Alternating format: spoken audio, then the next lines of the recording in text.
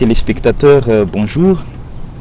Aujourd'hui, on va parler de la relation entre la France et Madagascar. C'est pour cette raison que nous avons invité aujourd'hui son Excellence Monsieur François Goldblatt, l'ambassadeur de France à Madagascar.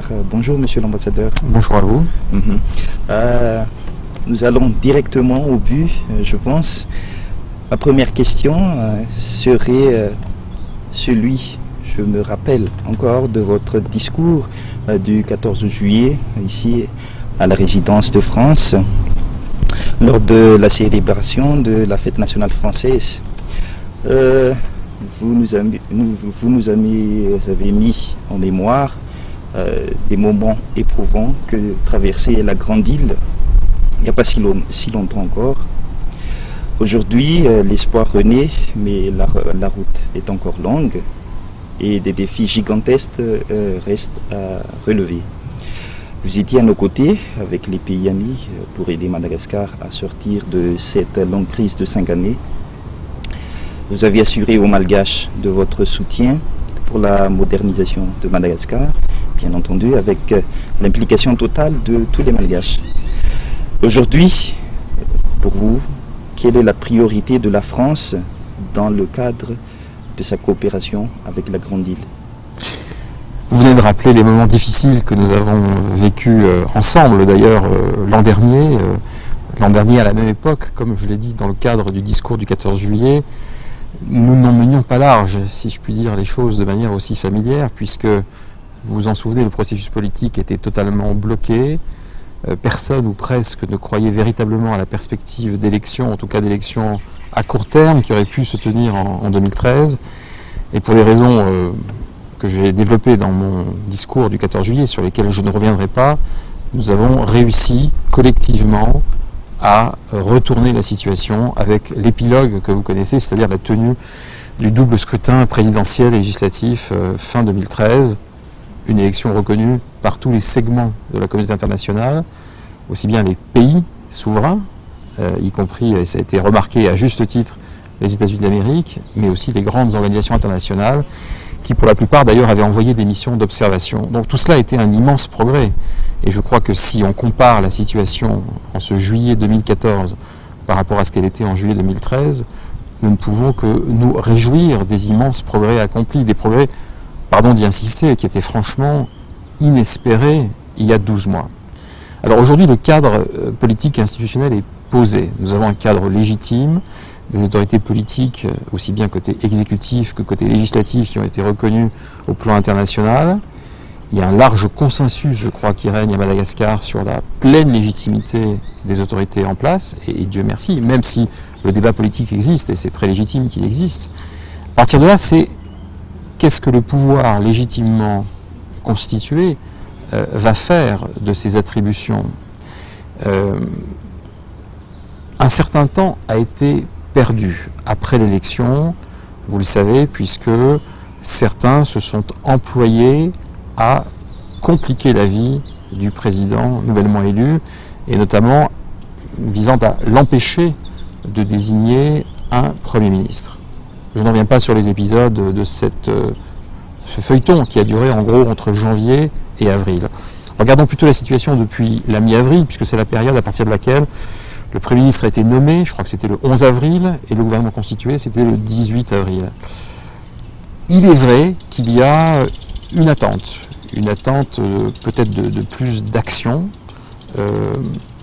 une attente consistant à ce que des marqueurs plus nets soient inscrits pour l'opinion, pour les observateurs, que l'on sache de manière peut-être plus précise, plus nette, ce que le gouvernement va s'employer à faire. On devine la tendance générale, et on l'applaudit d'ailleurs, cette tendance générale. On devine que les efforts vont aller vers plus de meilleure gouvernance, plus de développement économique, plus de répartition juste des richesses, et tout cela nous convient parfaitement. Mais une fois que le cadre général est posé, il faut évidemment entrer dans le détail de l'action concrète. Et l'action concrète, ça passe évidemment par des mesures législatives, des mesures réglementaires. Donc tout cela doit intervenir, et c'est peut-être là-dessus qu'il y a, au jour d'aujourd'hui, me semble-t-il, une attente aussi bien chez les observateurs internationaux que, je crois, au sein de l'opinion publique malgache. Est-ce que vous pensez que nous sommes déjà en retard maintenant? Je dirais que Madagascar est en retard depuis longtemps à cause des crises à répétition que votre pays a connues. C'est malheureusement une assez longue histoire. À part les 12 premières années post-indépendance, qui se déroulent dans un climat, je crois, de relative sérénité et de croissance assez régulière. On arrive au milieu des années 70 avec un pays, votre pays, qui reste un phare de l'océan Indien, un pays dont l'université est un pôle d'attraction pour les jeunes étudiants de toute la région, y compris les jeunes Français venus de l'île de la Réunion, où les hôpitaux de Madagascar aussi sont des pôles d'attraction pour que les gens viennent s'y faire soigner en provenance des différents pays de la région. Mais c'est un peu l'apogée, ce milieu des années 70, me semble-t-il. C'est aux historiens d'en traiter plus qu'à moi, mais il semble, et c'est d'ailleurs corroboré par les courbes économiques, si vous les regardez de près, depuis les années 70, milieu des années 70 jusqu'à aujourd'hui, à part quelques brèves phases de rémission, c'est grosso modo l'histoire d'un déclin, ou en tout cas d'une croissance retardée par rapport aux sentiers que connaissent la plupart des autres pays. Et là-dessus, les comparaisons internationales sont assez cruelles. Si vous comparez ce qu'était le PNB par tête, la richesse par tête à Madagascar, toujours en ce milieu des années 70 avec des pays tels que la Malaisie ou le Vietnam, on voit bien qu'il y a un décrochage. Donc, si vous me demandez si Madagascar est en retard, oui, mais ça ne date pas d'aujourd'hui, ni même d'hier, ça date d'avant-hier, avant-hier étant en fait les 30 ou 40 dernières années. C'est une raison de plus, me semble-t-il, pour que le gouvernement accélère le tempo de ses réformes et de ses actions. Monsieur l'ambassadeur, Madagascar était présent aux côtés de la France lors de la célébration du 14 juillet à Paris. Une délégation militaire malgache a été invitée pour participer à la commémoration de la Grande Guerre de 1914. Une forte délégation issue de nouvelles institutions malgaches a été conviée à la résidence de France. Avez-vous l'impression que le contexte actuel répond aux attentes de la communauté internationale? J'ai envie de vous renvoyer à ma réponse précédente, c'est-à-dire que le cadre est indiscutablement en place. Je crois que la volonté d'avancer a été affirmée, et affirmée à plusieurs reprises, et avec talent, avec brio, avec conviction par le président nouvellement élu, par le Premier ministre, par les différents membres de son gouvernement. Ce qu'il manque, s'il manque quelque chose, c'est de pouvoir décliner des réalisations concrètes. Alors, on devine bien qu'il n'est pas possible de tout transformer en l'espace de quelques semaines ou de quelques mois, nous sommes réalistes. Mais c'est vrai que c'est difficile, quand on fait ce travail de recherche de ce qui est accompli, de citer des actions précises. Je vous donne un exemple. Si on essaie de réfléchir aux projets de loi qui ont été présentés au Parlement depuis le mois d'avril. Je n'ai pas fait de recherche exhaustive, bien sûr, mais je peux peut-être citer la loi, je crois, sur le commerce électronique. Sur le plan réglementaire, je crois qu'un décret a été adopté sur les zones franches.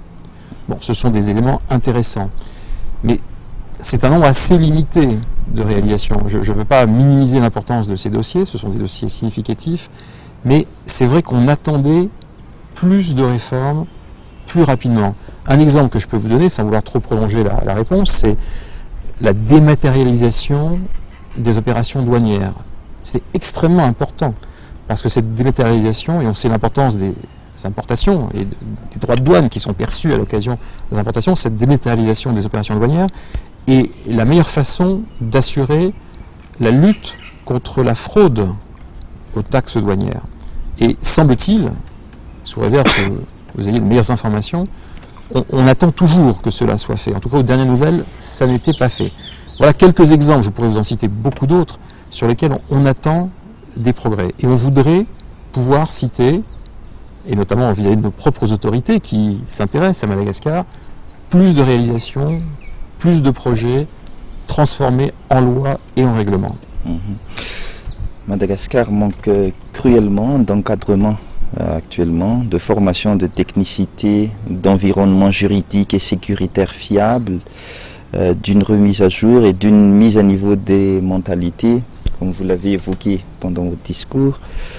La réforme de l'éducation et la modernisation de l'enseignement font partie des challenges que le gouvernement malgache tient à relever pour aboutir à la concrétisation des programmes de développement. J'aimerais ici parler de l'apprentissage du français dans les écoles publiques, les écoles primaires, collèges, lycées, dans les universités. Pays francophone et membre de la francophonie, nous notons que le français est resté la langue d'administration malgache, surtout en milieu urbain et quelquefois en milieu rural. Et pourtant, le français fait face à un recul significatif dans sa pratique. Avez-vous un programme avec le gouvernement malgache et particulièrement avec les ministères concernés quant à la vulgarisation du français à tous les niveaux, c'est-à-dire sans pour autant négliger notre langue maternelle, le malagasy, pour que la langue de Molière ne soit plus réservée aux élites et à leurs enfants? Nous avons de vastes programmes. Alors ces programmes portent des acronymes peu aimables. On a un don en France pour donner des abréviations assez peu mémorisables, et notamment par les non-spécialistes. Donc si je vous dis programme AKEM, programme PASSOBA, programme MAPEF, ça vous dira sûrement assez peu de choses. Donc parlons plutôt du fond. Mais ces programmes existent, ils existent pour des sommes importantes. Le seul programme AKEM, qui a été signé il y a 1 mois et demi, lors de la visite de Mme Girardin, notre ministre déléguée au développement, c'est un programme de 10 millions d'euros. 10 millions d'euros à lui tout seul. Le programme MAPEF, c'est un programme de plus d'1 million d'euros. Le programme PASSOBA, c'est 650 000 euros. Donc vous voyez qu'avec ces seuls 3 programmes, je vous parlerai dans un instant des autres types d'actions que nous avons à travers notamment les Alliances françaises et l'Institut français de Madagascar, mais vous voyez, je vous parle d'engagements financiers français représentant 11 à 12 millions d'euros. Ce sont donc des sommes significatives. Donc je crois que nous faisons ce qu'il faut pour que le français non seulement se maintienne, mais se développe ici à Madagascar. Mais je crois que ce serait une erreur, aussi bien pour nous, ambassade, que pour les Malgaches, de ne voir la place du français et de la langue qu'à travers les programmes institutionnels, aussi importants soient-ils, programmes de développement, de l'enseignement primaire, de l'enseignement secondaire, action en direction des écoles, des professeurs, des élèves. Là-dessus, il existe des plaquettes d'informations auxquelles je vous renvoie. Sur les sites internet de l'ambassade aussi, vous trouvez de multiples informations sur ces programmes. Je ne crois pas qu'on ait le temps, dans le cadre de cette interview, de les développer chacun par le menu. Mais ce que je voudrais vous faire toucher du doigt, c'est que, à côté de ces programmes institutionnels, il y a toute l'action quotidienne, au jour le jour, liée à la présence de la France. Cette présence, c'est les alliances françaises, près de 30 alliances françaises réparties sur tout le territoire. Il y a l'Institut français de Madagascar qui, je crois, est la salle culturelle de référence, pour l'instant en tout cas, ici à Antananarive. Il y a tout de même 25 000 Français qui résident en permanence à Madagascar. Donc c'est aussi l'occasion pour le français d'être utilisé très quotidiennement dans les échanges, les conversations, et c'est ça qui fait vivre la langue au-delà des programmes institutionnels. Il y a les programmes de télévision, nous assurons la diffusion de nombreux programmes, que ce soit TV5 Monde, ou pour ceux qui peuvent s'abonner au câble ou au satellite, les différentes chaînes françaises, et elles sont nombreuses à être diffusées sur le territoire malgache. Donc c'est une action multiforme qui emprunte de nombreux canaux différents, et je crois que nous faisons ce qu'il faut pour que le français se maintienne. Je vais rentrer un peu dans la politique malgache.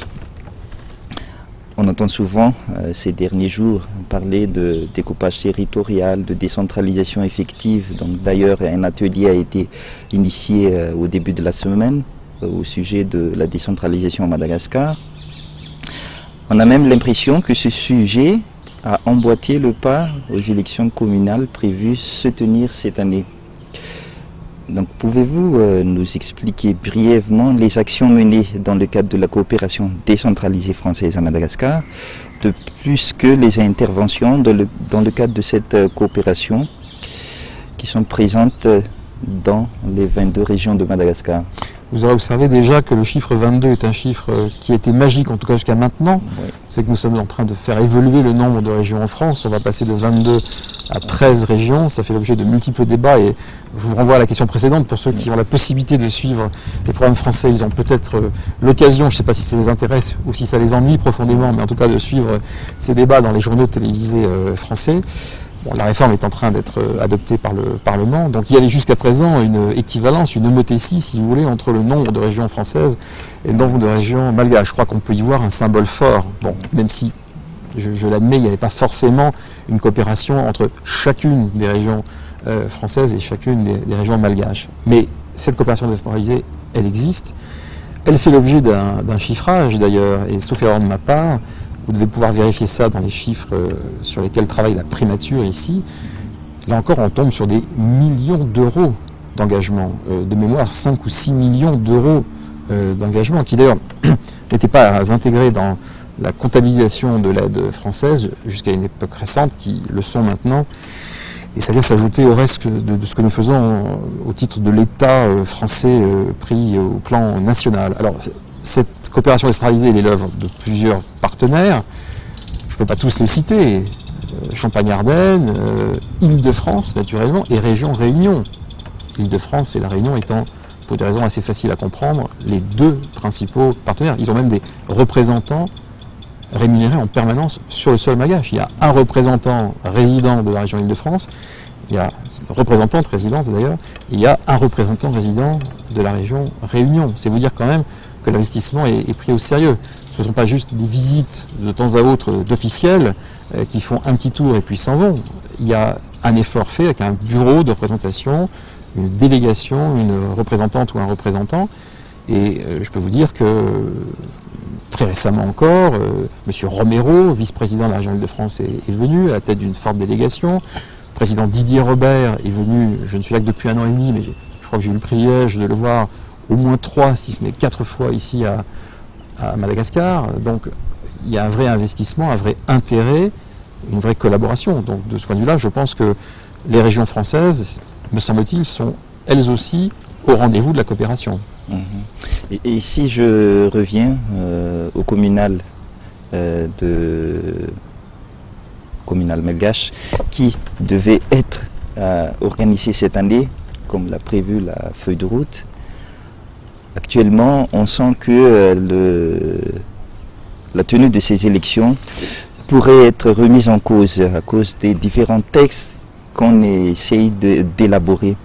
Est-ce que la France va toujours soutenir ces élections à travers son soutien diplomatique ou bien financier par rapport à ce projet s'il était revenu à décaler en 2015? Comme vous dites, vous parlez au conditionnel, d'ailleurs vous-même vous utilisez le conditionnel, pourrait être décalé. Donc je crois qu'aucune décision n'a été prise. On sent bien qu'il y a des débats et des hésitations. Bon, nous sommes évidemment d'avis qu'il serait bon et opportun et profitable au pays que ces élections aient lieu en 2015 pour boucler la boucle. Parce que s'il n'y a pas d'élection communale, ça veut dire non seulement qu'il n'y a pas de maire élu, mais ça veut dire aussi qu'il n'y aura pas de Sénat en mode opératoire. Donc c'est vrai que ça entraîne un certain nombre de conséquences institutionnelles dommageables. Donc nous espérons que ces élections auront lieu cette année. Sur le soutien financier, si vous voulez, il ne faut pas non plus se tromper de cible. Nous avons, et notamment à travers l'Union européenne, aidé, et puissamment aidé, puisque vous savez que l'aide internationale, c'était quelque chose comme 65 millions de dollars, l'appui au cycle électoral qui s'est tenu en 2013. Ce n'est pas une petite somme. C'était quand même intimement lié à l'atmosphère et au contexte de crise politique profonde que traversait alors Madagascar.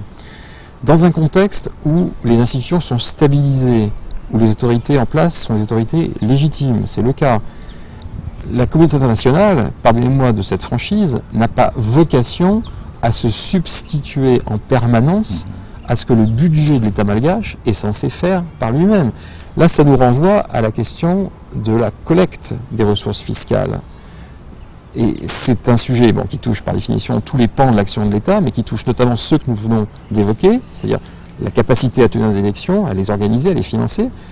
ça touche aussi à la décentralisation, puisque vous m'avez interrogé, c'était votre précédente question, sur la décentralisation. Pour que tout ça fonctionne, que ce soit des élections communales, pour qu'on puisse les organiser, pour que vous puissiez les organiser, pour que la décentralisation fonctionne, il faut évidemment qu'il y ait des ressources budgétaires. Et ça renvoie à un sujet qui est à la fois simple et compliqué, simple dans son énoncé, plus compliqué évidemment dans sa réalisation, c'est la bonne collecte des recettes. Ça suppose une fiscalisation large, et je sais que c'est déplaisant d'évoquer ce sujet-là, mais il faudra bien que les Malgaches comprennent qu'il n'y a pas de développement possible et durable, autonome en tout cas, sans fiscalisation. Il faut que chacun, en fonction de ses capacités contributives, je rappelle là des évidences, des lapalissades, mais il faut que chacun, en fonction de ses capacités contributives, puisse participer à l'effort commun, au développement de la nation. Donc ça suppose que chacun à sa mesure, même si c'est pour des sommes très modestes, puisse contribuer fiscalement au budget de l'État. Et c'est ce budget qui permet d'assurer les actions de santé, les actions d'éducation, les opérations électorales, le financement des actions des collectivités locales. Tout se tient, si vous voulez. Mais c'est peut-être l'occasion pour moi, à travers votre question sur la décentralisation d'une part, et votre question sur la tenue des élections communales, de souligner et d'insister fortement sur le caractère incontournable, crucial, majeur du développement de la recette fiscale à Madagascar. On ne va pas abreuver vos téléspectateurs de chiffres, mais enfin, il y a quand même un chiffre à connaître et à retenir. Le taux de prélèvement à Madagascar, ici, est environ de 10% de la recette nationale. L'État prélève, tous impôts confondus, environ 10% de la recette, de la richesse nationale. C'est 50% de moins que ce qu'il faudrait. Au minimum, un État ne peut se développer et assurer ses missions fondamentales, et on sait que les citoyens ont des attentes fortes en matière de capacité de l'État malgache à assurer ses missions de sécurité, d'éducation, de santé, les routes, etc. Il faut qu'il y ait au moins 15, 16, 17, 18% de la richesse qui soit prélevée au profit de l'État. Donc Madagascar est très très loin du compte, et je crois que c'est vraiment une réalité économique fondamentale dont les Malgaches doivent se rendre compte. On ne peut pas construire, on ne peut pas bâtir, on ne peut pas consolider, on ne peut pas solidifier si la recette fiscale reste aussi faible qu'elle l'est actuellement. 10% de la richesse nationale, c'est beaucoup trop faible. On constate également un engagement, un appui fort de la France vis-à-vis des organisations en matière organisations non gouvernementales, en matière d'éducation, de santé, des assistances techniques et même dans plusieurs secteurs d'activité, dans plusieurs domaines. Est-ce que vous pensez que ces appuis ne constituent-ils pas des...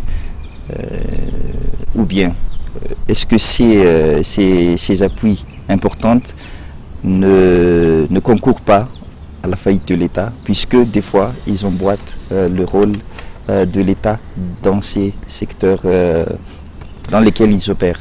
Je crois qu'il ne faut pas se tromper sur la causalité. Dans tous les pays du monde, vous avez une action complémentaire de l'État et des ONG. Je ne crois pas qu'il faille opposer ce que l'État fait ou devrait faire à ce que les ONG font ou peuvent faire. Dans un système qui fonctionne correctement, les ONG agissent en complément des actions de l'État. Je ne crois pas qu'il faille voir dans la place des ONG à Madagascar une explication, une source, une cause des défaillances de l'État. Il se peut que les ONG interviennent là où l'État aurait dû intervenir, mais ce n'est pas parce que les ONG interviennent que l'État est défaillant. La source primordiale, initiale, le péché originel, si vous voulez, de la défaillance de l'État, lorsqu'il y a défaillance de l'État ici, c'est, et ça me renvoie à ce que je vous disais il y a un instant, l'insuffisance du prélèvement fiscal. Encore une fois, je sais à quel point c'est déplaisant d'évoquer ça, mais je crois que tant qu'on n'aura pas traité cette question d'une plus grande fiscalisation à Madagascar, l'État malgache ne pourra pas véritablement assurer ses missions. En matière de défense, nous sommes tous témoins de l'image véhiculée par l'État de l'armée malgache actuellement. Aussi douloureux soit ce constat, nous pouvons saluer les intentions et les efforts du nouveau ministre de la Défense nationale, qui était d'ailleurs présent à Paris, où il a insisté sur une grande réforme au sein de l'armée malgache, à redorer le blason de l'armée, à faire régner la discipline et à redonner une vraie dignité à tous les hommes en uniforme. En matière de coopération militaire, pouvez-vous nous rassurer sur votre positionnement, sur le bien fondé de cette coopération, sur les projets de coopération, leur efficacité au sein de l'armée et surtout sur les résultats des efforts conjugués dont le public est en complète méconnaissance? Écoutez, il faut bien comprendre qu'il y a deux pans assez différents en matière de coopération de défense. Il y a ce qu'on appelle la coopération structurelle et d'autre part, ce qu'on appelle la coopération opérationnelle. Alors, c'est pas pour le plaisir d'utiliser des mots de jargon, mais ça reflète deux réalités assez différentes, ou deux pans de l'activité de coopération assez différentes. Coopération structurelle, c'est tout ce qui concourt à consolider, solidifier les structures de l'armée. Donc, c'est des échanges de militaires, la participation des militaires malgaches à des actions de formation. Et là-dessus, je peux vous dire que les effectifs concernés au sein de l'armée, c'est plusieurs centaines de militaires chaque année, et en cumulé sur les dernières années, c'est plusieurs milliers de militaires malgaches qui ont bénéficié à différents niveaux de la hiérarchie militaire malgache de ces actions. Et là-dessus, nous continuons de faire ce que nous avons toujours fait. Le deuxième volet, c'est la coopération opérationnelle. C'est notamment, pour être simple, des exercices conjoints, par exemple. Donc dans un cas, ça relève de la direction de la coopération de sécurité et de défense au ministère des Affaires étrangères, pour ce qui est de la coopération structurelle. La coopération opérationnelle, elle, c'est l'état-major des armées. Mais ce que je peux vous dire, c'est que dans un cas comme dans l'autre, il y a poursuite des actions. Il y a eu une interruption brève de quelques mois en 2013, pour des raisons politiques que vous avez parfaitement identifiées, qui était notre refus de voir la période de transition s'éterniser. Vous savez que nous avons vécu, et ça a été pénible, ça a été douloureux, une phase de sanction, je crois qu'il faut appeler les mots, nommer les choses telles qu'elles doivent l'être, une phase de sanction, et parmi ces sanctions, il y a eu la suspension, effectivement, de la coopération militaire. Mais ça a duré 6-8 mois, hein, entre la fin du printemps 2013 et la fin de l'année 2013. Nous sommes sortis de cette phase-là, et je veux vous dire que les militaires français, soit dans le cadre de la direction de la coopération, pour ce qui est de la coopération structurelle, soit de la part de l'état-major des armées à Paris, pour ce qui est de la coopération opérationnelle, sont au rendez-vous. Alors après, vous me demandez, est-ce que ça correspond aux attentes des militaires malgaches? Je crois que la question devrait leur être adressée à eux. Ce n'est pas à moi de dire si les autorités militaires malgaches sont satisfaites ou non. Il faut leur poser la question. En tout cas, ce que je peux vous dire, c'est que nous faisons ce qui était prévu dans le cadre des budgets qui ont été arrêtés. Pour autant que je sache, ça répond à une demande et à un besoin. La meilleure preuve, c'est que lorsqu'il y a eu cette phase d'arrêt pendant quelques mois de la coopération pour des raisons politiques, nous avons bien perçu le désappointement que cela causait du côté de la hiérarchie militaire malgache. Donc j'ai tendance à penser que nos actions sont jugées satisfaisantes du point de vue malgache. Mais encore une fois, posez-leur la question. Et donc il y aura encore un renforcement de cette coopération dans les temps qui viennent? Renforcement, ça va dépendre beaucoup de nos capacités budgétaires. Il ne vous a pas échappé que nous traversons en France et en Europe une période extrêmement difficile, puisque nous devons réduire dans des proportions considérables notre propre déficit. Donc il nous est difficile, très difficile, de faire plus et mieux, d'autant que, ça ne vous a pas non plus échappé, nous devons assumer certaines responsabilités spécifiques vis-à-vis de certains pays qui sont en crise ouverte. Je ne pense pas avoir besoin de décrire ce que nous avons fait au Mali ou en Centrafrique, avec l'engagement cumulé de plusieurs milliers d'hommes sur le terrain. Et évidemment, tout cela pèse fortement sur nos capacités à agir ailleurs, et en particulier à Madagascar. Vous avez parlé de changement de mentalité, de bonne gouvernance, la nécessité de combattre les trafics en tout genre. Il y a très récemment, le travail qui reste à faire est assez titanesque. La France, vous l'avez dit à plusieurs reprises, est prête à partager avec nous ses expériences. Pour que ce travail soit palpable, la France devra avoir des intérêts communs avec le peuple malgache, sans doute. Pourriez-vous nous expliquer de quelle manière se traduiront ces intérêts communs entre la France et Madagascar? Je crois qu'il faut une perception commune des immenses dégâts causés par la corruption. Et encore une fois, nous ne partons pas d'une situation que nous jugeons nous-mêmes parfaite pour ce qui est de notre propre situation en France. L'actualité, si vous suivez un peu les médias français, vous rappelle à quel point c'est un combat de tous les instants. Ce qui caractérise, hélas, Madagascar, c'est l'intensité du mal. C'est pas un changement de degré, c'est un changement de nature. Il y a une intensité des pratiques de corruption dans ce pays, hélas, qui dépasse de loin, je n'ose pas dire les normes communément admises, parce que malheureusement, il faut avoir une politique de tolérance zéro dans ce domaine, mais la corruption à petite, à moyenne ou à grande échelle a pris des proportions qui, de l'aveu même des Malgaches qu'on interroge à titre privé, dépassent l'entendement. Et aucun Malgache de bonne foi, je crois, ne peut penser sérieusement qu'on pourra véritablement mettre le pays sur les rails du développement sans traiter de manière assez radicale ce problème. Alors à partir de là, ce sont les moyens. Nous avons une idée assez claire des moyens, parce que les moyens, nous avons expérimenté. Ce sont des parquets aussi indépendants que possible, ce sont des autorités administratives indépendantes aussi autonomes que possible, et on parlait tout à l'heure des réformes envisageables. Il y en a une qui serait d'une importance symbolique extrêmement forte, ce serait par exemple l'autonomisation du Bianco, quitte à redéfinir et à préciser ses compétences, bien sûr, mais faire du Bianco, qui est actuellement, à ma connaissance, un organe rattaché à la présidence de la République, faire du Bianco ce qu'on appelle en France une autorité administrative indépendante, ce serait un pas immense dans la voie du traitement de la corruption. Voilà le genre de diagnostic partagé que l'on peut faire. Mais pour que ça fonctionne, il faut qu'on en soit convaincu de part et d'autre. Ça ne doit pas être seulement une conviction française ou européenne qui ne serait pas comprise ou partagée côté malgache.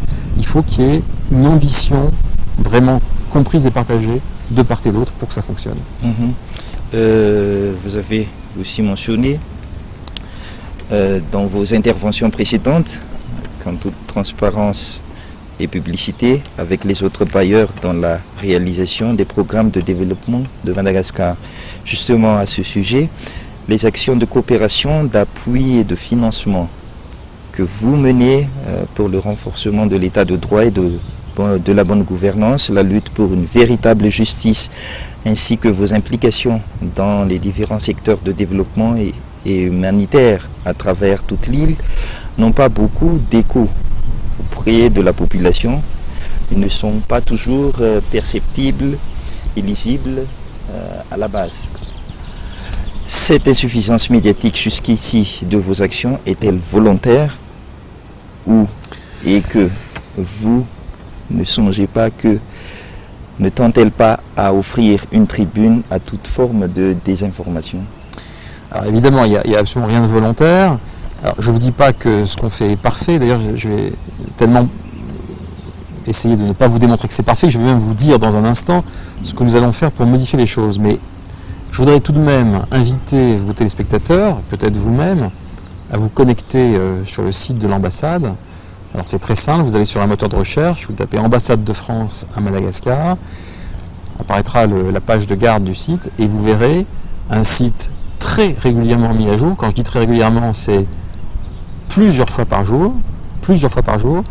Donc vous verrez que les titres et les articles changent très régulièrement, et sans même aller dans les fins fonds du site, vous verrez en page de couverture plusieurs des actions que nous développons.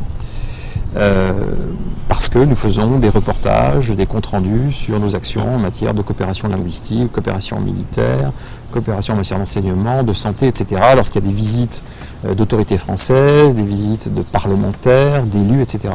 Donc je pense que l'information, elle est là. Il faut évidemment faire un peu l'effort, si je puis me permettre, d'aller la chercher.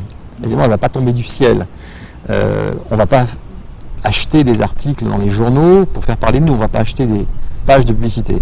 Mais je crois que quiconque fait un peu l'effort de se renseigner sur les actions de l'ambassade, et encore une fois, notre site internet, j'espère que beaucoup de téléspectateurs ont la capacité et la possibilité de regarder ce qui se passe sur internet, en tout cas je les encourage à le faire, trouveront, s'ils font un tout petit peu l'effort d'aller les chercher, les informations qui les intéressent. Cela étant dit, et pour vous montrer que nous ne nous satisfaisons pas du statu quo, parce que je partage avec vous l'idée qu'il faut faire toujours plus et mieux en matière de communication, il se trouve que dans les prochaines semaines, et en tout cas d'ici la rentrée, nous mettrons au point, comme ça a été fait par certaines ambassades pilotes, je pense à l'ambassade de France au Mali, un dispositif interactif qui, avec une carte de Madagascar, permette de pointer sur les différentes villes et apparaîtra alors à l'écran, sur le site internet, les réalisations de la coopération française.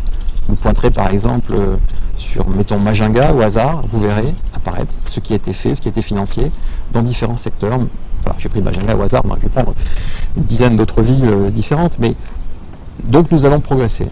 Mais encore une fois, on ne peut pas seulement nous dire « Ah, nous ne sommes pas au courant ». Est-ce que ceux qui disent qu'ils ne sont pas au courant ont fait un tout petit peu l'effort d'aller chercher l'information? Il est clair que l'ambassade ne peut pas envoyer des courriers individuels à 22 millions de Malgaches pour leur expliquer ce qui a été fait au cours des 6 mois ou des 12 mois écoulés. L'information existe. Nous allons faire notre part du travail pour la rendre plus accessible. C'est le système de la carte interactive qui sera opérationnel cet automne à la rentrée. Je demande simplement à ceux qui nous écoutent de faire leur part d'effort pour aller chercher l'information. En tout cas, elle existe. Notre pays a besoin d'investissements à long terme. En dépit des 650 entreprises françaises présentes au Madagascar, la France reste encore en 4e place, comme l'a évoqué Monsieur le Premier ministre très récemment, le 14 juillet, alors que la France était le premier partenaire historique de Madagascar depuis plusieurs années. Est-ce que cette tendance qui s'était dégradée va-t-elle être renversée d'ici peu? Déjà, il faut se mettre d'accord sur ce dont on parle. Un certain nombre de personnes qui ont assisté à la célébration du 14 juillet ont pu avoir l'impression, à tort, et je vais vous dire pourquoi dans un instant, qu'il y avait une contradiction entre ce que je disais moi de mon côté, quand je disais premier partenaire économique et premier bailleur bilatéral, et ce que disait le Premier ministre qui lui parlait de l'investissement direct étranger. Alors, on ne demande pas à tous vos téléspectateurs d'être des spécialistes d'économie, mais ça prend 30 secondes d'expliquer un tout petit peu les choses. Il y a plusieurs façons de mesurer la place d'un pays A dans un pays B. Première façon, c'est en général le commerce bilatéral. De ce point de vue-là, commerce, c'est-à-dire les échanges, les produits qui quittent Madagascar pour aller en France ou les produits français qui viennent à Madagascar, les importations, exportations en clair. Nous sommes le premier client de Madagascar et nous restons le deuxième fournisseur, c'est vrai, derrière la Chine. Enfin, premier client, deuxième fournisseur. Quand on ajoute exportation plus importation, donc ça reflète le commerce bilatéral dans les deux sens, nous restons quand même le premier partenaire économique. Donc, si on mesure les choses en termes d'échange de biens et services, nous restons le premier partenaire économique. Deuxième façon de mesurer les choses, c'est l'aide publique au développement. Et c'est de cela que je parlais le 14 juillet. Quand j'ai dit la France, premier bailleur bilatéral, bailleur, c'est quoi? Bailleur de fonds, c'est-à-dire apporteur d'aide publique. Des prêts, des subventions, etc. Coopération décentralisée, tout ce dont nous avons parlé tout à l'heure. Là-dessus, je maintiens mes propos et je vous renvoie, pour ceux qui ont Internet ou qui peuvent lire la documentation officielle, aux chiffres de l'OCDE. L'OCDE, c'est l'Organisation de coopération et de développement économique basée à Paris, qui rassemble plus d'une trentaine d'États membres, dont la plupart des pays donateurs d'aide publique. Et vous pourrez vérifier, constater que la France est bel et bien, comme je l'ai dit le 14 juillet, le premier bailleur bilatéral, c'est-à-dire d'État à État, de Madagascar. Donc, que ce soit commerce bilatéral d'une part, que ce soit aide publique au développement d'autre part, nous sommes bien, et je maintiens mes propos, premier partenaire de Madagascar. Là où les choses sont différentes, c'est si vous raisonnez en termes d'investissement direct étranger. L'investissement direct étranger, c'est quoi? Ce sont des capitalistes, des détenteurs de capitaux, donc soit des personnes privées, soit des entreprises, personnes morales, qui viennent investir à Madagascar. Investir dans quoi? Dans une usine, une plantation, des machines, que sais-je. Nous sommes effectivement au 3e rang. Pourquoi nous sommes au 3e rang? Parce que au sein de l'investissement direct étranger, il y a évidemment la composante minière. Et comme tout le monde le sait, ce n'est pas pour minimiser la chose, elle est ce qu'elle est. Donc je ne conteste pas le fait que nous soyons au 3e rang. J'ai simplement de dire que c'est parce que au sein des calculs, il y a l'industrie minière qui, comme vous le savez, de par l'immensité des capitaux engagés, pèse, aujourd'hui, je ne suis pas capable de vous dire si c'est 80% ou 90%, mais enfin, un seul projet comme Ambatovi, vous connaissez naturellement, pèse à lui seul 6 à 7 milliards de dollars d'investissement. Donc ça n'est ni du commerce bilatéral, ni de l'aide publique au développement, c'est de l'investissement privé. Et parce que ces groupes miniers ne sont pas des groupes français, ce sont des groupes canadiens, australiens, sud-africains, sud-coréens, japonais en l'occurrence, oui, nous avons été, c'est vrai, relégués au 3e rang. Moi, ça ne me surprend pas du tout.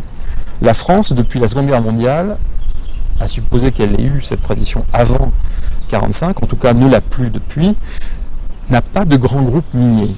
Et donc il est logique et inévitable, et ça ne me surprend nullement, que dans un pays qui connaît un fort développement minier comme Madagascar, et où les capitaux nécessaires à l'exploitation sont des capitaux considérables, si vous faites entrer cette dimension en ligne de compte, la dimension minière, forcément les pays qui n'ont pas eux-mêmes de tradition minière, c'est notre cas, repasse à la 2e ou à la 3e ou à la 4e place. Donc je ne conteste pas ce chiffre, je dis simplement qu'il faut bien s'entendre sur ce dont on parle. Si on parle d'aide publique, nous sommes numéro 1. Si on parle de commerce bilatéral, exportation-importation cumulée, nous sommes numéro 1. Et si on parle d'investissement privé à Madagascar, nous sommes effectivement numéro 3. L'explication, c'est l'industrie minière. À propos de cette coopération bilatérale entre la France et Madagascar, effectivement, la France tient toujours la place de premier donateur bilatéral de Madagascar. En 2012, elle s'est chiffrée à 73,36 millions de dollars.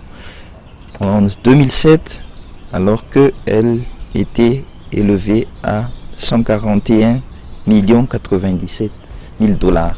Pourquoi ce décroissement de ce chiffre? Est-ce que la France a beaucoup hésité à aider Madagascar depuis 2008? Ah ben écoutez, oui. La réponse est oui, et pour des raisons politiques qui ne peuvent pas vous échapper. Comme par hasard, les dates que vous citez, 2008-2012, c'est en gros la période de la transition. Écoutez, oui, nous avons réduit notre effort pendant la transition, et pour des raisons qui, je pense, n'échappent à personne. Nous étions en désaccord avec un système politique qui était issu de la rue et pas des urnes. Donc nous en avons tiré les conséquences au plan de l'aide bilatérale. Et encore, nous en avons tiré les conséquences à des proportions bien moindres que la plupart de nos autres partenaires. Parce que si vous posez la même question aux représentants des États-Unis, vous observerez que l'écart entre les chiffres de 2008 et ceux de 2012 est encore bien plus considérable, puisque, à part l'aide humanitaire, comme vous le savez, nos amis américains ont entièrement arrêté leur aide publique au développement à Madagascar pendant la période de la transition. Les organismes multilatéraux, eux aussi, n'ont pas arrêté, mais grandement diminué leur aide pendant la période de la transition. La France, qui, en tant qu'acteur bilatéral, était derrière, et c'est légitime, de grandes institutions multilatérales comme la Banque mondiale ou l'Union européenne, écoutez, nous sommes passés, je crois, devant la Banque mondiale pendant la période de la transition. Je ne vous parle même pas de l'aide du FMI, qui s'était complètement retirée, puisqu'il n'y avait même plus de bureau, il n'y avait même plus de représentants du FMI à Madagascar, pendant la période 2009-2013. Donc, l'explication, elle est très directement liée à la crise politique prolongée que votre pays a connue entre 2009 et 2013. Je reviens un peu sur le secteur privé. Le président Rajon Armapian a été en France, il a pu rencontrer plusieurs opérateurs économiques français et il y croit aussi à un développement de Madagascar en donnant plus de priorité au secteur privé. En dépit des 650 entreprises françaises présentes à Madagascar, est-ce qu'il y aura un rajout? Est-ce que la France va s'engager, va donner plus d'engagement dans le redécollage économique de Madagascar? Ça dépendra très directement des messages économiques qui seront adressés par le nouveau gouvernement. Ça nous renvoie à l'une des premières questions que vous m'avez posées tout à l'heure. Vous m'interrogez sur les actions qui venaient ou qui ne venaient pas. Et je crois que parmi les choses qui sont attendues, maintenant, le gouvernement est installé depuis plus de 3 mois, il devient important, urgent, d'avoir des idées claires sur ce que ce gouvernement veut faire vis-à-vis des investisseurs privés. On parlait de l'industrie minière tout à l'heure.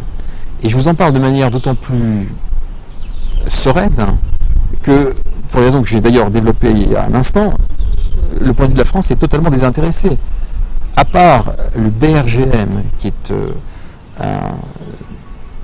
une entité publique de recherche, d'exploration, il n'y a pas, au plan mondial en tout cas, de grands groupes miniers français qui naviguent dans les mêmes eaux que les groupes sud-africains, australiens, canadiens. Donc, je ne vous dis pas ce que je vais vous dire pour prêcher pour ma paroisse. Je ne suis pas en train de dire quelque chose pour promouvoir un intérêt spécifiquement français. Mais compte tenu du poids de l'industrie minière, et vous voyez bien que, je vous ai dit, Ambatovy, 6 à 7 milliards de dollars, j'aurais pu citer Rio Tinto, à Fort-Dauphin, c'est, je crois, 1 à 2 milliards de dollars. Vous voyez bien qu'avec ces deux projets-là, à eux seuls, on arrive à quelque chose comme 10 milliards de dollars. 10 milliards de dollars par rapport à une aide publique au développement qui, même dans les belles années, n'a jamais vraiment dépassé, je crois, les 700 ou 800 millions de dollars. C'est-à-dire que les deux projets miniers dont nous parlons représentent à eux seuls plus de 10 années d'aide publique au développement, même quand on mesure ces années d'aide publique dans les meilleures années avant 2008. Donc, c'est pour vous faire toucher du doigt le caractère crucial de cet investissement privé. Il est donc hautement important de développer un discours politique de la part du gouvernement malgache qui s'adresse à ces investisseurs potentiels. D'une part, ceux qui sont là, Ambatovy, Rio Tinto, doivent pouvoir continuer d'exercer dans les conditions qui ont été définies dans leur contrat d'exploitation. C'est le minimum, bien entendu. Mais il faut également prévoir un message qui s'adresse à l'ensemble des groupes, et notamment des groupes miniers, qu'ils soient brésiliens, qu'ils soient australiens, qu'ils soient sud-africains, qu'ils soient japonais, qu'ils soient canadiens, sud-coréens ou d'autres nationalités. Nous avons des gens qui sont dans leur bureau à Sao Paulo, à Sydney, à Toronto, à Osaka, dans d'autres capitales, et qui attendent des signaux clairs de la part du gouvernement. Ces gens sont capables d'investir plus que des centaines de millions de dollars. Ils sont capables d'investir des milliards de dollars. Et on sait qu'il y a de la place à Madagascar pour plusieurs grands projets miniers encore. Et donc, en fonction de la qualité du message qui sera adressé par les autorités à ces responsables privés, eh bien, des décisions seront prises soit pour investir à Madagascar, soit pour ne pas investir à Madagascar. Je me permets d'insister là-dessus parce que c'est fondamental. La somme cumulée des deux investissements, Ambatovy, Rio Tinto, donc en gros 10 milliards de dollars à eux deux, je vous ai dit 10 ans d'aide publique au développement, et ça représente une année de création de richesse par l'ensemble des 22 millions de malgaches, puisque 10 milliards, c'est grosso modo le PNB, le produit national brut, de Madagascar. Vous voyez que les ordres de grandeur sont colossaux. Et donc, les messages qui seront adressés à ces groupes seront fondamentaux pour le redécollage économique de l'île. La France, représentée par l'île de la Réunion, occupe une place non négligeable sur la plateforme régionale de la Commission de l'océan Indien. L'île de la Réunion, pourtant île sœur et partageant une histoire commune avec Madagascar, nous paraît très loin dès qu'il s'agit de concrétiser des relations commerciales et économiques. Pensez-vous que cette tendance va être en passe d'être renversée très prochainement? Je ne crois pas qu'il y ait un déficit d'intérêt de la Réunion vis-à-vis de Madagascar. Je vous ai parlé il y a un instant des multiples visites que le président Didier Robert, président de la région Réunion, a effectué ici en l'espace d'un an et demi. Je vous ai dit, moi je suis là depuis 18 mois et j'ai eu le privilège de le voir ici à au moins 3, si ce n'est 4 reprises. Donc il vient ici, il a un représentant ici, il y a un représentant de l'île de la Réunion qui vit en permanence avec un bureau de représentation. Il y a plusieurs aspects, si vous voulez. Déjà, on ne peut pas reprocher aux Réunionnais, à la Réunion, d'avoir été spectateurs pendant la période de la transition. La période de la transition était en soi tellement problématique, ne serait-ce que du point de vue des principes, qu'on ne peut pas reprocher à une région française proche d'avoir maintenu ses distances. Donc ça, c'est pour ce qui est de la période de la transition.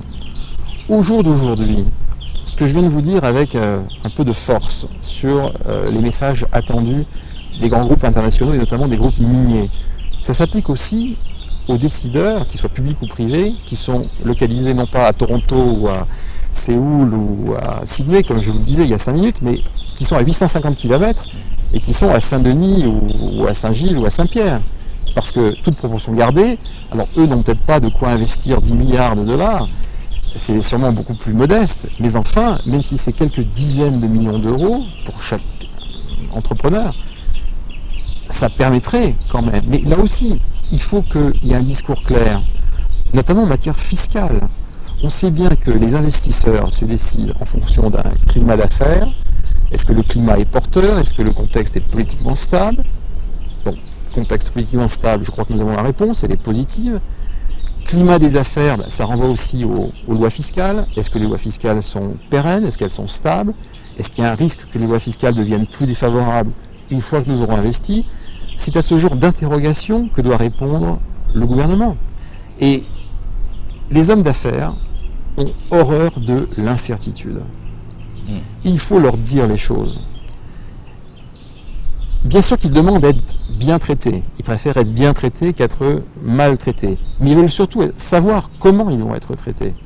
Et pire encore que le fait de savoir qu'ils vont être maltraités, c'est le fait de ne pas savoir comment ils vont être traités, qui est la pire des configurations. Et c'est un petit peu cette configuration-là que nous avons en ce moment, peut-être par déficit de précision sur ce que le gouvernement actuel veut faire avec les investisseurs privés. Quel est le cadre fiscal qu'il leur propose? Peut-être qu'une déclaration solennelle ou un plan solennel du président de la République ou du Premier ministre en matière fiscale, un document, une sorte de charte qui serait diffusée, pourrait permettre de donner le cadre. Et sur la base de ce cadre ainsi fixé, les investisseurs, qu'ils soient à La Réunion ou loin en Asie, au Moyen-Orient, en Amérique du Sud ou ailleurs, se détermineraient, ils viendraient ou ils ne viendraient pas, mais au moins ils auraient une base sur laquelle ils pourraient prendre leurs décisions. Monsieur l'ambassadeur, très récemment, on a pu observer comme un petit vent de tension entre l'ambassade de France et le ministère des Affaires étrangères malgache à propos des difficultés d'obtention de visa, d'ailleurs qui n'est toujours pas si facile pour se rendre en voyage en France. Pourquoi ce sentiment de tension, puisqu'il y avait une lettre de rappel que l'ambassade avait émise auprès de l'ambassade du ministère des Affaires étrangères malgache? Attention, alors c'est ce que les journalistes ont écrit. Qu'est-ce qui s'est passé? Depuis fort longtemps, lorsqu'il y a des officiels malgaches, porteurs d'un passeport de service ou d'un passeport diplomatique, veulent aller en France, on leur demande, mais ça n'est pas nouveau, de respecter un délai de 5 jours entre leur demande et leur départ. Tout ça, tout simplement parce qu'il faut le temps d'instruire leur demande. 5 jours, ça ne nous paraît pas être la mer à boire. On ne leur demande pas d'attendre 15 jours, on ne leur demande pas d'attendre 1 mois. 5 jours, c'est-à-dire en fait une semaine ouvrable. C'est-à-dire qu'on demande à voir le dossier le lundi pour pouvoir le traiter avant le vendredi. Bon, libre à vous de considérer que c'est excessif, mais enfin, bon, par rapport, vous savez, à des délais administratifs dans beaucoup d'autres domaines, je ne suis pas sûr que les services administratifs en matière fiscale, en matière notariale ou d'autres domaines traitent les sujets en 5 jours. Bon. Il y a eu un rappel, effectivement, sous forme de lettre envoyée par le chargé d'affaires au ministère des Affaires étrangères, début du mois de juillet. Pourquoi ce rappel? Parce qu'il y avait une dérive, tout simplement, dans le non-respect de ce délai de 5 jours. C'est-à-dire qu'on recevait des dossiers le matin pour le lendemain, voire le matin pour un départ le soir même. Comment voulez-vous que nous instruisions des dossiers en quelques heures, sachant qu'on ne reçoit pas 1 ou 2 ou 3 dossiers? Nous traitons des dizaines de dossiers chaque jour. Donc il y a tout simplement un problème de charge opérationnelle. Moi, je ne peux pas recruter 25 personnes pour traiter des dossiers qu'on me présente le matin pour un traitement le soir. Donc nous avons très calmement, très sereinement et très courtoisement, je crois, rappelé que nous demandions à avoir respecté ce délai de 5 jours. Alors, certains organes de presse, pas forcément bien intentionnés, y ont vu une guéguerre franco-malgache malvenue. Bon, écoutez, je leur laisse la responsabilité. Moi, je continue de penser qu'un délai de 5 jours, c'est un délai, je crois, admissible pour le traitement de demandes de visa. Et je voudrais bien savoir quels sont les pays dans le monde qui traitent ce genre de dossier en moins de 5 jours. Je ne pense pas qu'on les compte sur plus que les doigts d'une seule main. Le sommet de la Commission de l'océan Indien va s'ouvrir à Moroni ce samedi. Il y aura la présence du président de la République française, une nouvelle rencontre entre les deux présidents de la République, M. Radzwan Armapian et M. François Hollande. Qu'est-ce qu'on peut attendre de ce sommet si important, puisque Madagascar prend maintenant la présidence de la COI? Est-ce que la question des îles éparses qui a alimenté les débats depuis l'accession du président Radzwan Armapian sera-t-elle évoquée pendant ce sommet? Écoutez, on verra bien si elle est évoquée ou pas. Il ne faut pas confondre une rencontre bilatérale dans un contexte bilatéral et une rencontre bilatérale dans un contexte multilatéral. Il se trouve que le sommet de la COI, c'est une rencontre multilatérale puisque les États membres de la COI se retrouvent à Moroni. Les États membres de la COI, c'est la France, bien sûr, Madagascar, les Comores, Maurice et les Seychelles. Donc leur but, c'est de traiter les sujets qui sont communs à eux 5. Les sujets prioritaires, ça va être l'intégration économique régionale, le sentiment d'appartenance des populations à cet ensemble économique, les actions en matière culturelle, par exemple, qui pourraient être menées, la desserte aérienne, etc. C'est-à-dire, je crois que les sujets bilatéraux franco-malgaches seront évoqués dans un cadre bilatéral en d'autres occasions. Vous savez que le président malgache se rendra à Paris au début de cet automne, vraisemblablement au mois de septembre, et les sujets qui doivent être évoqués dans un cadre bilatéral le seront à ce moment-là. Je crois pas que... Je vois mal le sommet de la COI se prêter à des discussions qui relèvent, franchement, des relations entre seulement la France et Madagascar. Encore une fois, tout est possible, mais ça ne me paraît pas plausible que ce soit le lieu et le moment.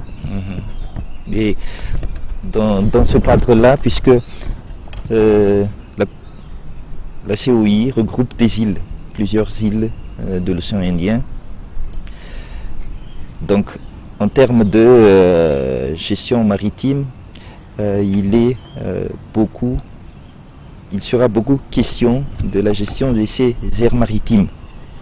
Et donc, la lutte contre la piraterie, où en est la France actuellement dans cette initiative? Alors, je suis très heureux de me poser la question parce que nous soutenons fortement et ardemment la création à Madagascar, l'installation à Madagascar, de ce qu'on appelle, alors le terme est un peu barbare, un centre de fusion d'informations maritimes. Alors pour le grand public, ça ne veut sûrement pas dire grand-chose.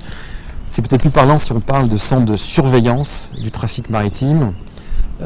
Il s'agit d'un centre de surveillance des mouvements de navires, navires civils, et notamment évidemment pouvoir détecter d'éventuelles incursions pirates. On sait que c'est hélas une réalité dans la région, et j'ai le plaisir de vous dire que la France est l'un des plus ardents supporters de Madagascar pour l'installation ici sur la Grande Île de ce centre, et si je mets toute modestie à part, je vous dirais même que nous sommes le principal supporter de Madagascar sur cette action. Donc nous plaidons très fortement pour qu'une décision favorable à Madagascar soit prise dès ce sommet. Alors je ne sais pas s'il en ira ainsi, parce que voilà, il y a plusieurs pays en compétition. Oui. D'autres pays de la zone revendiquent également l'installation de ce centre chez eux, ou en tout cas un partage des compétences. Bon, tout cela se passera à Moroni. Les chefs d'État décideront dans leur plus grande sagesse, mais en tout cas, sachez que la France se tient sur ce dossier-là résolument aux côtés de Madagascar pour la création d'un centre qui serait l'équivalent ici du centre qui existe déjà à Singapour, sur le même modèle, et qui a donné d'excellents résultats dans la lutte contre certains actes de piraterie. Avant de clore l'émission, je vais vous demander la dernière question. Nos rapports historiques et nos relations ont été quelquefois entachés d'incompréhension de part et d'autre. Pensez-vous maintenant qu'il est temps d'aborder aujourd'hui nos rapports sans langue de bois, sans calcul et tout ceci dans un respect mutuel? Écoutez, pour ceux qui me connaissent un peu, qui m'ont vu opérer depuis 18 mois, puisque cela fait 1 an et demi que je suis en poste ici à Madagascar, je pense que la langue de bois est, je pense, le dernier des reproches qu'on puisse me faire. On m'a plutôt reproché de dire les choses, en général, de manière trop franche et trop carrée. Donc, en tout cas, en ce qui me concerne, je ne crois pas qu'il puisse y avoir un reproche de cette nature. On peut nous dire, on peut me dire que nous disons peut-être les choses trop franchement, c'est peut-être ça. Mais c'est peut-être le privilège de l'amitié, en tout cas de l'amitié telle que je la conçois. L'amitié, ce n'est pas vouloir embarrasser, c'est pas vouloir accabler, ce n'est pas vouloir rendre les choses encore plus difficiles. C'est au contraire dire les choses avec sincérité, telles que nous les pensons vraiment, dans le but d'un redressement effectif de la Grande Île. Je crois que les Malgaches sont les premiers à être conscients des difficultés dans lesquelles le pays se trouve. Non pas que nous soyons nous-mêmes dans une situation merveilleusement formidable. Vous savez, tout le monde sait, les grandes difficultés économiques et budgétaires dans lesquelles la France et d'autres pays européens se trouvent. Donc nous ne parlons pas sur un air de supériorité, sur le mode de l'inspecteur des travaux finis qui a tout su, tout compris, tout fait, tout réalisé, tout réussi. Bien loin de là. Il suffit que vous allumiez la télévision française pour vous rendre compte que les débats ne manquent pas en France, n'est-ce pas? C'est moins qu'on puisse dire, sur tous les sujets possibles et imaginables. Économie, culture, rapport entre communautés, violences urbaines, etc., etc., chômage naturellement. Donc, ce n'est pas un pays ou des autorités qui pensent savoir tout faire, qui disent à un autre pays, en l'occurrence Madagascar, quel est le chemin qui doit être emprunté. Mais nous avons de l'expérience, nous avons un savoir-faire. Nous pratiquons des politiques de développement dans de nombreux pays. Alors, avec des résultats, oui, imparfaits, approximatifs, souvent insatisfaisants, bien sûr, mais au moins, parce que nous faisons ça depuis plusieurs décennies, nous avons un peu appris à savoir les erreurs à éviter, les pièges dans lesquels il ne faut pas tomber. Nous savons le prix du temps aussi, c'est-à-dire le fait que remettre à plus tard le traitement des questions n'est en général pas une bonne idée. C'est tout cela qui nous conduit à tenir un discours de vérité, de sincérité, mais je pense d'amitié vis-à-vis des Malgaches. Et quand nous leur suggérons de prendre telle action, et je reviens sur l'exemple de la fiscalité, notamment de la fiscalité minière que je développais devant vous, je vous parle très sincèrement. C'est vraiment une conviction profonde qu'il y a quelque chose à faire et que le fait de ne pas le faire, en l'occurrence, retarde d'autant l'émergence de solutions pour Madagascar. Donc c'est dans cet esprit-là que nous travaillons. C'est dans cet esprit-là que l'ambassade fonctionne, et c'est vraiment ce que je souhaiterais vous voir retenir de l'entretien, c'est que à travers moi s'exprime un ami sincère de ce pays. Nous voulons profondément que Madagascar soit un partenaire fort, stable, prospère et démocratique. C'est un petit peu ça notre feuille de route, et nous espérons que cette feuille de route est partagée par tous nos amis malgaches. Avant de vraiment clore l'émission, je vous laisserai quelques minutes de passer le message à nos téléspectateurs. Écoutez, on a abordé tous les sujets possibles et imaginables. On a parlé coopération militaire, on a parlé culture, coopération décentralisée, économie, fiscalité. Je voudrais revenir sur une expression que j'ai utilisée et qui a peut-être chagriné certains dans mon discours du 14 juillet. J'ai parlé de révolution des mentalités. Et j'ai lu ensuite dans certains journaux que je demandais en quelque sorte aux Malgaches de ne plus être eux-mêmes, d'abandonner leur identité peut-être, ou quelque chose dans ce genre. Ce n'est évidemment pas de cela qu'il s'agit. Il ne s'agit pas de demander à qui que ce soit d'abandonner son identité nationale. On parle de choses beaucoup plus prosaïques, beaucoup plus terre à terre. On parle de process, on parle de méthode, on parle d'aboutissement, on parle de réforme. Donc on parle des moyens à mettre en œuvre, de la méthodologie à mettre en œuvre pour aboutir à un résultat. Et encore une fois, on ne demande pas évidemment aux Malgaches de cesser d'être Malgaches, ça va de soi, je suis désolé de devoir l'énoncer. On leur demande d'ouvrir les yeux et de regarder que ce qui a pu fonctionner ailleurs a quand même de très bonnes chances de fonctionner aussi ici. Quand on regarde les niveaux de développement dans le monde, vous connaissez le fameux indice de développement humain mis en place par les Nations Unies. Franchement, les pays qui ont atteint les plus hauts indices de développement humain, et je le dis d'autant plus sereinement que la France n'est pas tout en haut de l'échelle, vous le savez. Ce sont des pays, je peux les citer, ça ne me pose aucun problème, comme le Danemark, la Finlande, la Suède, la Suisse, le Luxembourg. Quel est le point commun entre ces pays? Ils n'ont pas tous la même religion, ils ne sont pas issus de la même ethnie, même si géographiquement ils sont, c'est vrai, relativement proches, c'est plutôt l'Europe du Nord, mais ils ont surtout adopté les mêmes techniques et méthodes de gouvernement. La transparence, la bonne gouvernance, la démocratie, le règlement pacifique des différends, etc. Et donc, moi je demande simplement aux Malgaches de regarder cette réalité. Les pays qui réussissent tendent, historiquement, concrètement parlant, à avoir adopté les mêmes méthodes. Est-ce qu'il n'y a pas une leçon à retenir pour Madagascar, pour nous aussi, parce qu'encore une fois, nous ne sommes pas dans ce groupe des pays qui surfent tout en haut de l'échelle du développement humain. Donc, quand nous disons aux Malgaches, réfléchissez bien, pensez à ces méthodes, pensez à la bonne gouvernance, pensez à la lutte contre la corruption, nous ne leur proposons pas d'imiter ce que la France a fait, puisque nous sommes nous-mêmes imparfaits. Nous leur disons, à travers notre message, non pas de nous regarder nous, mais de regarder ceux qui ont le plus réussi. Et je crois que, objectivement, si vous vous interrogez encore une fois sur les raisons qui ont fait que ces pays ont réussi, il y a des raisons très claires, des raisons très rationnelles. C'est toujours les mêmes méthodes, toujours les mêmes principes, la séparation des pouvoirs, l'indépendance de la justice, la lutte impitoyable contre la corruption, la transparence, etc. Tout ce que j'ai énuméré il y a un instant. Et c'est ça qui fonctionne, et c'est notre proposition pour Madagascar. Ce n'est qu'une proposition. Il appartient aux Malgaches de s'en saisir ou de ne pas s'en saisir. C'est leur responsabilité ultime. Nous disons simplement que s'ils ne s'en saisissent pas, alors malheureusement, les conséquences adverses ne manqueront pas de se manifester.